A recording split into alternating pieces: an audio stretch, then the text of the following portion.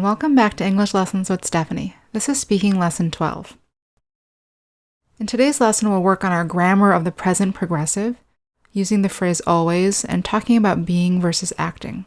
Then we'll move into conversation. We'll talk about books, TV shows, and movies, making recommendations, and convenience. Remember these speaking tips. Try your best to relax. This will help you to speak more easily. Speak as loudly as you would normally. And remember to be patient. It's okay to make mistakes. We're just trying to do a little bit better than we did last time. But first, let's set some goals.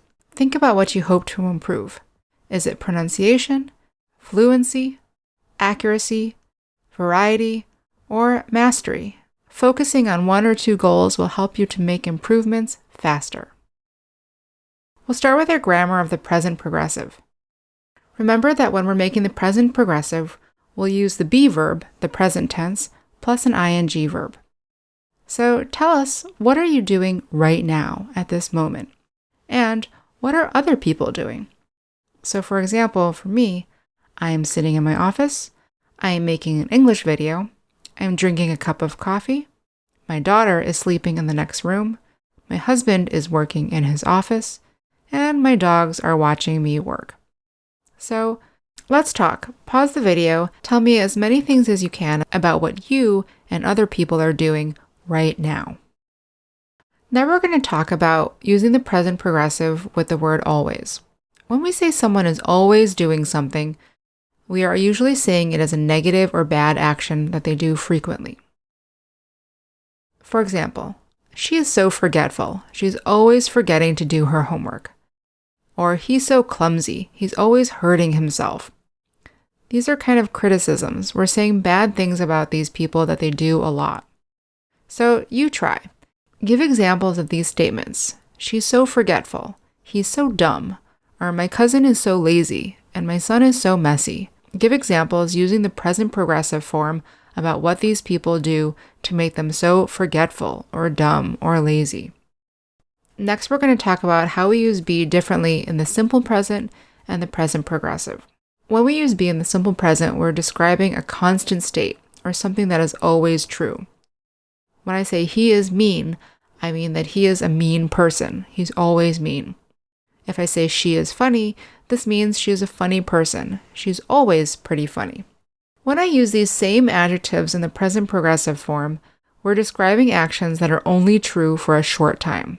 So if I say he's being mean, that means at that moment he is mean. He's not mean all the time, just in that action, in that moment.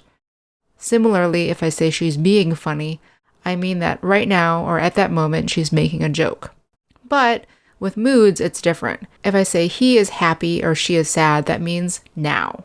If I want to say that someone is always happy, I would say he is a happy person or she is a sad person, meaning she's sad all the time.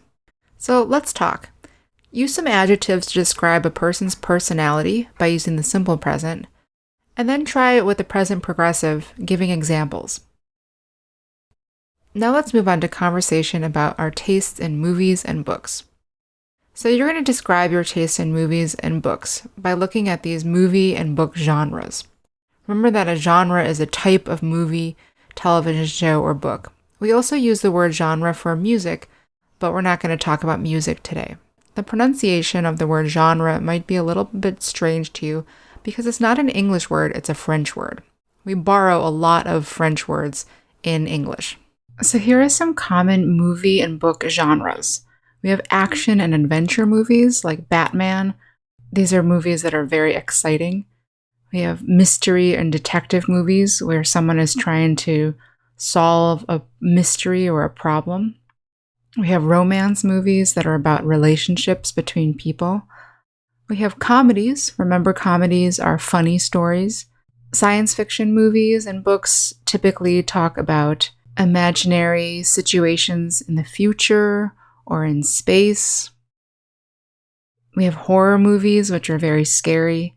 And then down at the bottom, we have documentaries. These are movies that don't use actors and are about real life. But when we have books, we don't call them documentaries, we call them nonfiction. So let's talk.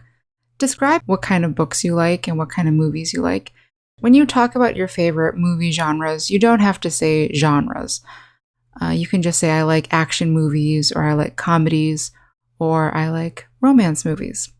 So pause the video, tell me about your favorite types of books and movies. Now let's continue by talking about recommendations. Now remember that when we use the verb recommend, we can follow it with a noun, an ing verb, or a subject plus a general verb. So let's practice making recommendations. This is when you're telling someone what you think they should do. So for the first one, we'll use nouns. What food should visitors to your country try?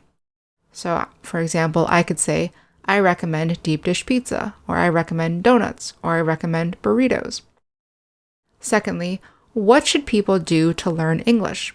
So I could say, I recommend taking classes, using an ing verb. Or, what should visitors to your country do? Here we will use a subject plus a general verb. Not a conjugated verb, a general verb. So I could say, I recommend that you visit the Golden Gate Bridge, or I recommend that visitors go to the beach. So let's talk. Make some recommendations of your own. Finally, we're going to talk about the word convenience. So remember, convenience is when something is very easy to do and it requires little effort or little extra effort.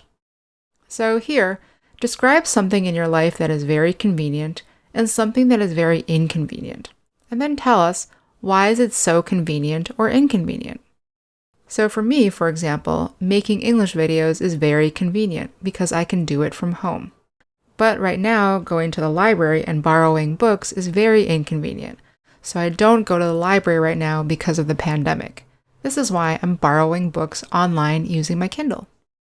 So let's talk. Tell me something about your life that is convenient or inconvenient and why. That's today's lesson, so keep practicing. You're doing great. Really, the only way to improve your English is to keep practicing, keep talking out loud to your friends, to your family, to yourself. It doesn't really matter. Just keep practicing. If you're enjoying my free English classes, please remember to like, comment, and subscribe. Also, ask questions. I do respond to all the questions. So thanks for joining me, and I'll see you next time.